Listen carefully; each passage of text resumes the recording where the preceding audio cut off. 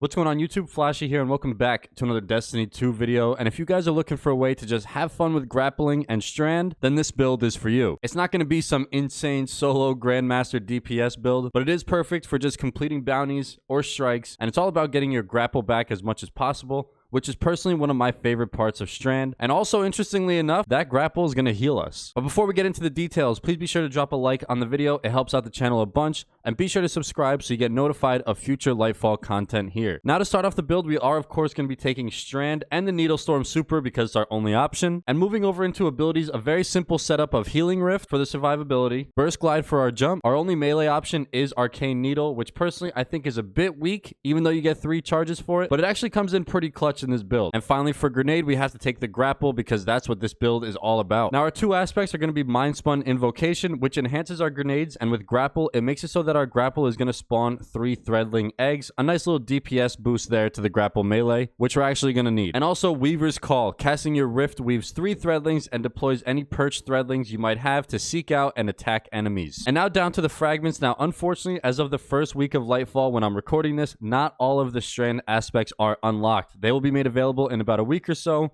But working with what we got, we're going to take Thread of Fury, damaging targets with a Tangle creates melee energy. Thread of Mind, defeating suspended targets grants class ability energy. Thread of Warding, picking up an Orb of Power grants Woven Mail, which is going to reduce incoming non-precision damage. And finally, Thread of Ascent, activating your grenade reloads your equipped weapon and grants bonus airborne effectiveness and handling. So we have a relatively basic setup in terms of the subclass, mostly focusing on getting our abilities back, because with our Grapple and our Needlestorm Melee, that's how we're going to get our exotic to proc. And this is where the build gets pretty interesting because I didn't think this would work. Our exotic armor piece is going to be the Karnstein Armlets. With the armor perk Vampire's Caress, melee kills instantly restore a large amount of health and continue to restore health afterwards for a short duration. Now, at first glance, you might be like, Flashy, the Strand Melee for Warlocks is like throwing toothpicks at enemies. I'm not going to be getting any kills with it. How am I going to get that armor to work? And while that is pretty true, it is kind of like throwing toothpicks. What if I told you that your grapple can actually heal you? With Strand, if you grapple for a short period of time, you'll have access to a powered melee out of your grapple, which actually does a ton of damage.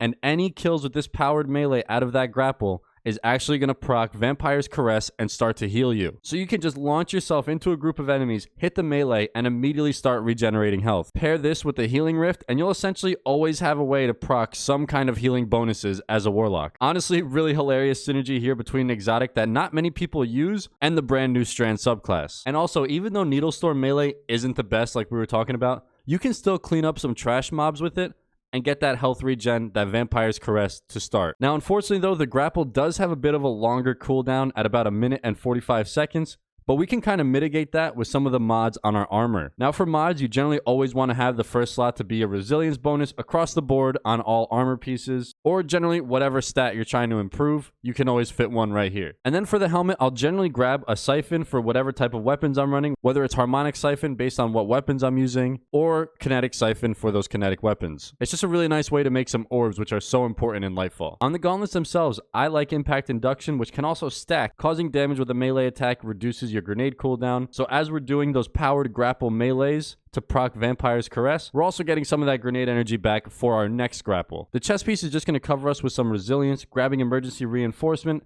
is nice because when your shields are broken, you get temporary damage reduction, and sometimes YOLOing into a group of enemies for that grapple melee, your shields are going to break and you're going to want that increased damage reduction. On the legs, we can grab a few copies of Innervation, which reduces grenade cooldown when picking up orbs, and especially if you're playing in a fire team, orbs are everywhere, so this is actually going to come in really nicely. And then finally on the Warlock Bond, we can stack Bomber 3 times, reduces grenade cooldown when using your class ability. So anytime we drop that Rift, anytime we don't have the Vampire's Caress up, we need to heal, we drop the Rift, it's going to give us a lot of energy for our grapple back. And then we could kind of just start the process over again. And to go over the weapons, this is really a grapple melee focused build, so really use anything you want. I'd always recommend trying out the brand new weapons in Lightfall. They're a ton of fun to use. But for perks, you might want to find something like Demolitionist, or if you have the catalyst for the Quicksilver Storm, final blows with the grenade launcher on this weapon create tangles. And those tangles come in really clutch because we can grapple to them to start our powered melee, and also damaging targets with a tangle is going to grant melee energy. So really nice synergy there. And for those of you that like glaives, the Glaive Melee actually does proc Vampire Caress. So if you're interested in going that route, you can also do that too to get that healing. And to close out the video, I have the appearance customization on screen if you guys want to use it. I hope you guys enjoyed the video. I wanted to make something a bit different and one that focuses on using some of the new abilities and traits of the new subclass. If you missed yesterday's video, it's all about summoning threadlings with the Warlock. Definitely go check that out. That's an awesome Strand build. Let me know down in the comments if you decide to try this one out. Please be sure to subscribe. Thank you guys so much for watching, and I'll see you all in the next one.